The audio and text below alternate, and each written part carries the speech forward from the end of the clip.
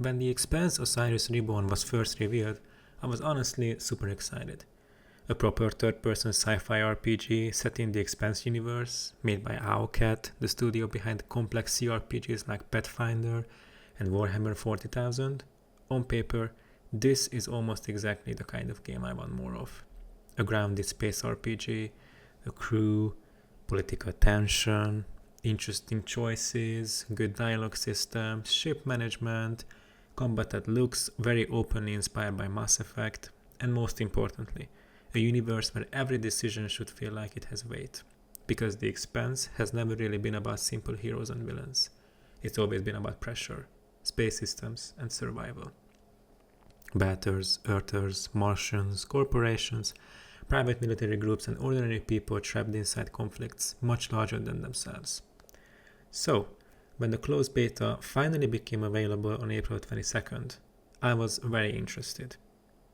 The beta includes the game's second mission, set around Pinkwater Force Station, and gives players a look at combat, exploration, character choices, upgrades, zero-G sequences, and some early story decisions.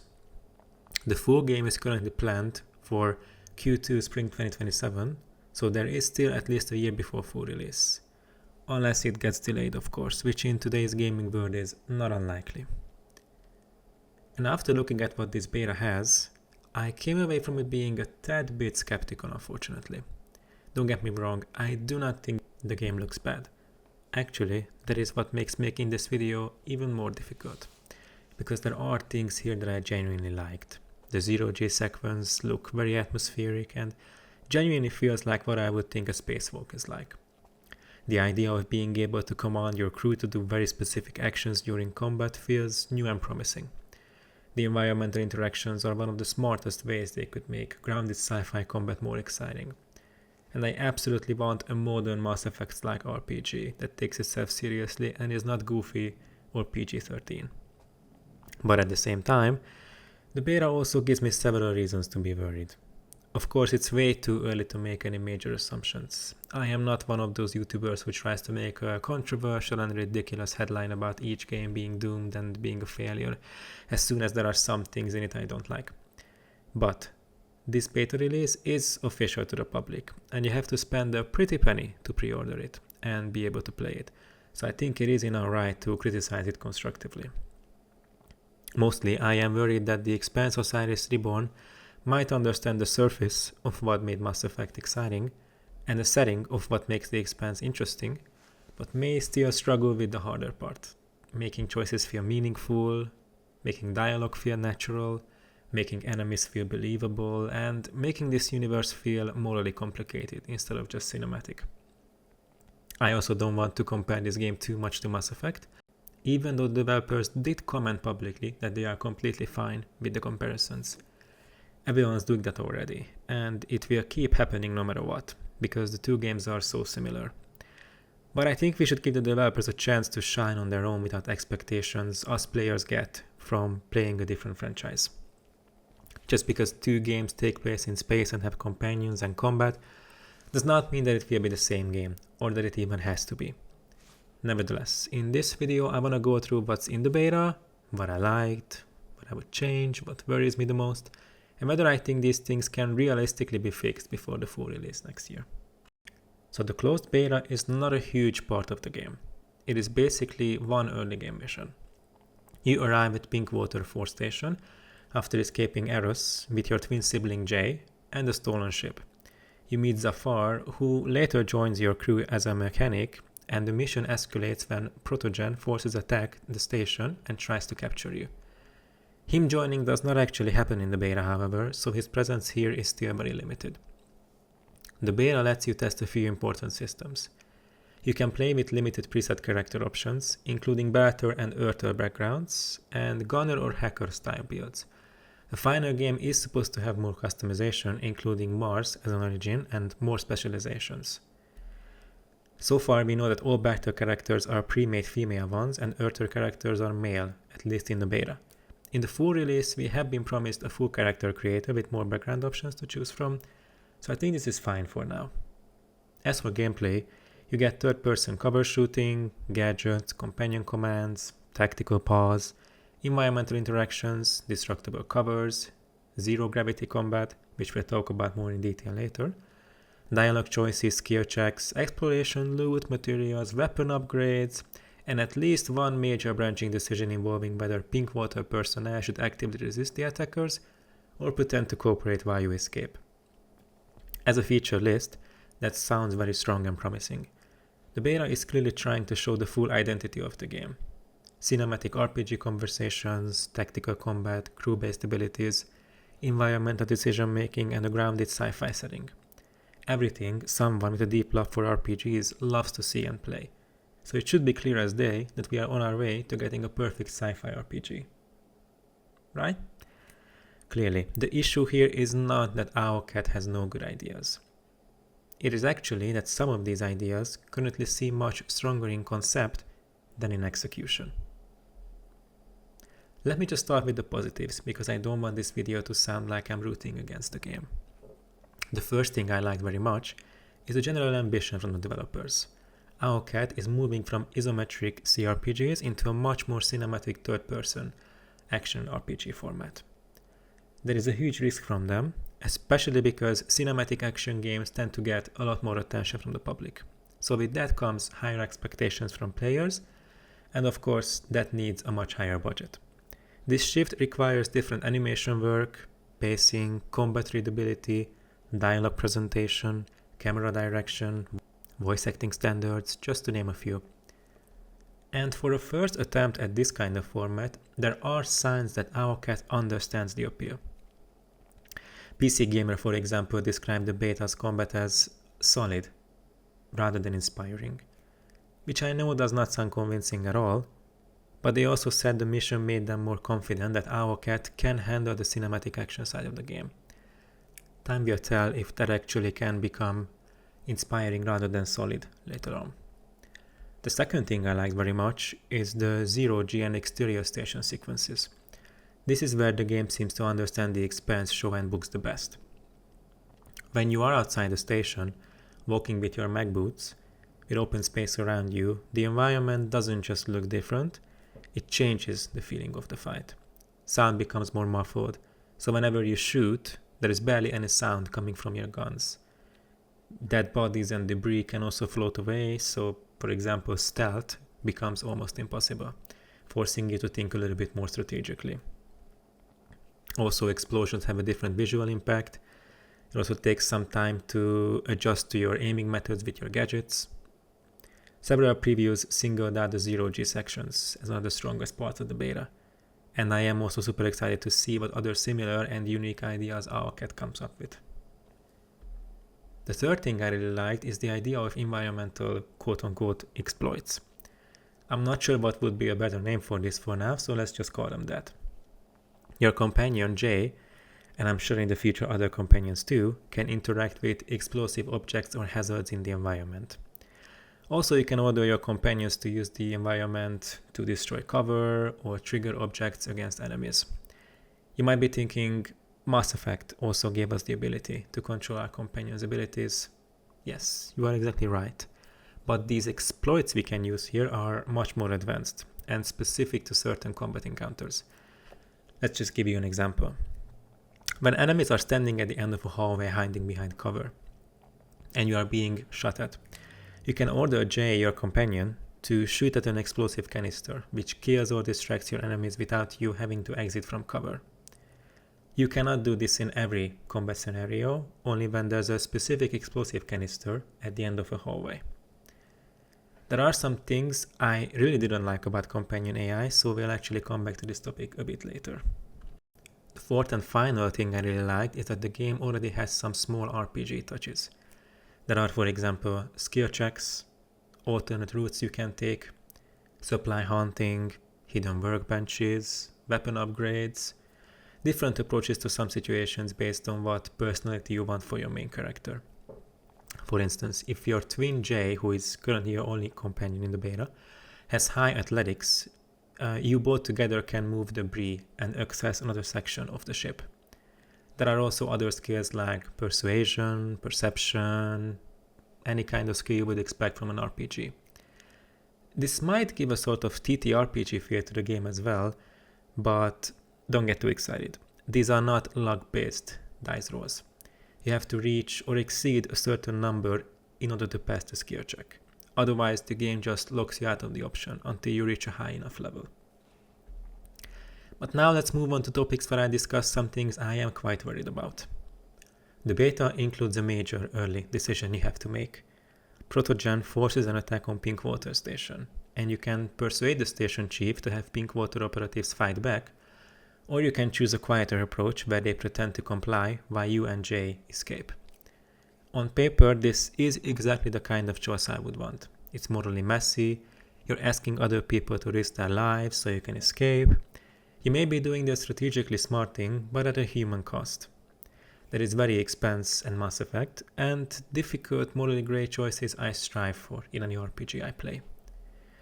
The problem is what seems to happen afterwards. If you convince Pinkwater to fight, you see dead Pinkwater bodies later. If you choose the other route, the operatives simply disappear from sight. The actual combat difficulty and immediate consequences reportedly do not change much. The armory changes slightly. If Pinkwater fights, it's open, but mostly empty. If they do not, it's locked and you need a code, but there's more loot inside. It's not nothing, but it also sounds like the choice may currently be more cosmetic rather than systemic. And this is where I would be careful in the video, however. I'm not gonna say that choices will not matter in this game. That would be unfair and too early, because the full consequences might appear later in the game. The developers have said that the beta includes choices with longer lasting effects that players cannot fully experience inside the beta. Unfortunately, however, there is also no way to prove them right without potentially another expanded beta or waiting for the full release next year. Lots and lots of RPGs have promised deep systematic choices and consequences, but they all eventually fell through on full release. So for now, let's just say I am a bit skeptical in this regard. Some things that could work are adding a follow-up scene after the escape. Maybe aboard the ship, Jay or Twin says something along the lines of Pinkwater helping us, giving us time to escape, to which the player could respond in different ways, like indifferently, angrily, sadly, whatever the player sees fit. Sure, these are not huge game-changing consequences or anything like that, but the reactions to the choices we make from playable characters and NPCs is important. Zafar, for example, could also have different attitudes towards us based on the choice we made once he becomes a companion. These are very important to establish early on. Certain characters will really like our choices, and certain ones will not. I think it should be impossible to be able to have a perfect relationship with every companion in an RPG game, so I would like to see more of that in the future. So as I said previously, the beta's enemy force is Protogen, or at least Protogen-aligned forces, attacking the station after your escape from Eros. The game seems to place you close to the Eros incident, which is already a very sensitive point in the Expanse timeline. And this is where I get a little nervous, because the Expanse works best when power is hidden behind the institutions. The scariest people are not always the ones making loud speeches. They are scientists, executives, military officers, politicians, and private interests operating through layers of deniability. We could already see some of these forces in play in a previous trailer, so hopefully we can expect more of that in the full release. Nevertheless, the beta has enemy forces openly announcing themselves in a way that feels too direct or too video game villainy. Some fan discussions have specifically criticized how openly Protogen appears to identify itself during the beta, arguing that this could clash with the secrecy around Eros and Protogen's role at that point in the story. Now, to be fair, Reddit criticism is not the same thing as confirmed final game analysis. Fans can overreact, as we all know very well by now, of course, and beta context may be incomplete. The full game may still have time to explain this. Maybe the attackers are not meant to survive, maybe they're using intimidation because the station is already compromised. I do think the concern is valid, however. The villains should not feel like generic space raiders or pirates. They should feel like a corporate military cleanup operation. Their language should be controlled, legalistic, and terrifying because of how calm it is.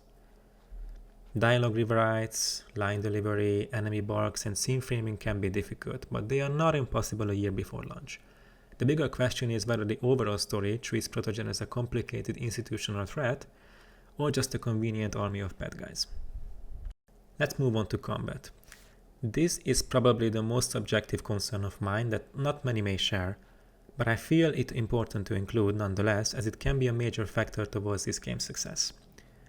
An RPG game like this that places such heavy emphasis on companions, and where you even have a twin sibling with you pretty much all the time, lives or dies on conversations. Owlcat is known for their engaging dialogue systems and interesting characters. Their previous games are full of dense conversations, lore, moral debates, companion conflicts, choice-heavy scenes, but cinematic dialogue is different from CRPG dialogue. In an isometric RPG, a slightly overwritten line can still work because you are reading it as the player. In a cinematic third-person RPG, the same line can suddenly feel stiff, slow, or even unnatural when spoken aloud with facial animation, voice acting, and camera cuts. I have had some issues with the dialogue in the beta, especially around pacing, delivery, and stiffness. The dialogue feel is also very confusing, as some choices are on the left and some are on the right, which always made me feel like certain ones will be said by my main characters and certain ones will be said by my companion. But it was always a different person saying it. Also, sometimes it seems you can only choose one dialogue option, and then the conversation immediately ends. Whereas in other scenarios, you can talk through all the dialogue options. Hopefully there will be a clear indication about this in the actual release. Let's discuss combat. I might not be the right person for this discussion, as some of my favorite games have either very limited combat or no combat at all. But I think it's still worth mentioning, as combat is a key feature in most RPGs, and that's what most people are actually looking forward to. I previously discussed how much I like the zero Q sequences and how I found the companion comments and environmental interactions unique and interesting. But the cover system feels very Mass Effect-like, which at this point is a close to 20-year-old game, so it would have been nice to get an at least updated version. Unfortunately, it does still feel very janky. You can easily get stuck in one cover and it doesn't feel like you have free movement unless you are out of cover. Weapons so far seem okay, but nothing too extreme or super interesting. Basic weapons like pistols, shotguns, snipers, etc. Would be nice to eventually get some more unique weapons, but the Expanse is a very rooted in reality sci-fi story, so that might be unlikely. What I do find interesting is that each weapon and gadget has its own level up system. Some of them have multiple tiers, which can give you some new ideas as to how to use them, but most of them are limited to certain basic upgrades like more damage. I have already seen some people complaining online about the complexity of the level up system, so I will be interested to see if they decide to change it up before release. And honestly, I do not need Osiris Reborn to have the best third-person shooting ever. Mass Effect never really had outstanding combat either, yet it still worked very well. But I do worry about repetition. If most fights are just enter the room, take cover, shoot the enemies, trigger explosive objects, that could get old very quickly. The Expanse setting gives Owlcat many better options. Combat should often be about systems, not just enemies. A gunfight in a space station should involve pressure doors, oxygen systems, coolant leaks, gravity changes, decompression risks, security turrets, hacked maintenance drones, civilians in the wrong place, fragile infrastructure, etc. etc. The beta already has some of this, like hazardous coolant leaks and environmental hazards, but I would push this much further. One mission could have you deciding whether to vent a section of a station to stop enemies, knowing that trap workers might die inside. Another could have you fighting in low gravity where missed shots risk damaging equipment. Basically, I want fewer generic area fights and instead more mission-specific hazards. So you probably noticed that I mentioned Mass Effect quite a lot. A lot of coverage has compared Osiris Reborn to Mass Effect, and Owlcat does not seem to be running away from that comparison. And I also understand why comparisons are aplenty. You have a customizable captain, a crew, companion conversations, third-person shooting, dialogue options, shapes, sci-fi politics. It's impossible not to compare this game to Mass Effect. But this comparison is dangerous for two main reasons. First, it creates expectations that may be impossible to meet. People do not just remember Mass Effect as a cover shooter. They remembered the Normandy, your squad, the music, loyalty missions, the feeling that every companion had a life outside the main plot. They remember choices that carried across games, even when those choices were sometimes more limited than people care to admit. If Osiris Reborn invites that comparison too strongly, then people will come with expectations of having the same feelings they did when they played Mass Effect for the first time, which is impossible. Even if Osiris Reborn will have a perfect, complex story with interesting characters, it will still be a completely different game from Mass Effect. Secondly, the Expanse should not be a Mass Effect clone. It should be darker, more political, more grounded, and most importantly, less heroic. In the Expanse, you are not a chosen one, like Commander Shepard was. The Steam page of the game actually describes this very well. You are not a hero, but a merc, caught in the wrong place at the wrong time, trying to keep your crew and ship together. So my advice would be, do not chase Mass Effect too hard. Use them as a structural inspiration, not a tonal blueprint. Give us the ship, the crew, the tactical combat, yes of course, but make the emotional fantasy different, less galactic hero, more survival with leverage. I'm not really going to discuss bugs, game performance and graphics too much here. This is a beta, so anything that can change probably will.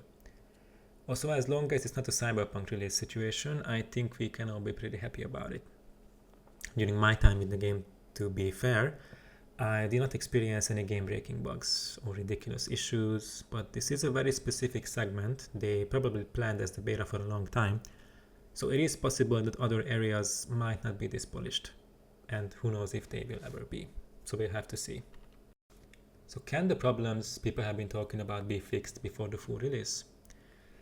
Since it's planned for Q2 of spring 2027, Owlcat still has roughly a year from beta launch to release the game, or even more time if they delay it.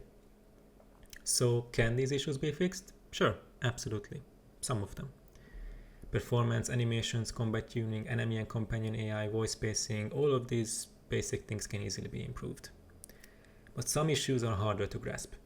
If the main story treats protogen like generic villains, then that's just something players will have to get used to if they want to. There's no way to completely rewrite the narrative at this point.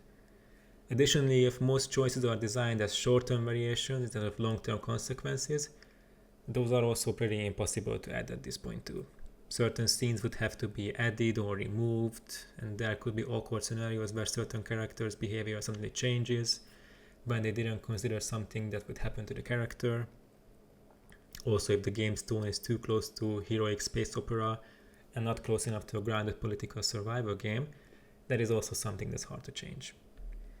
So my final answer is yes, many of these can be changed, but the deeper question is whether Owlcat's vision is fully aligned with what the Expanse needs to be. Overall, to sum up, I am still very excited for the Expanse Osiris Reborn, and I want to be clear about that. There's a lot here that looks promising. As I said, the zero-G combat, the environmental exploits, the crew-based structure, etc., etc. The RPG systems are present, even if the beta only gives us a limited look. And Owlcat is one of the few studios I would trust to even attempt something like this. But I am worried about the choices that may not have a big enough bite, or the villains being too obvious, the dialogue and the voice acting not feeling natural. I'm also worried about the combat being too repetitive. But most of all, I am worried that the game may become more interested in being the next Mass Effect than being the next best RPG.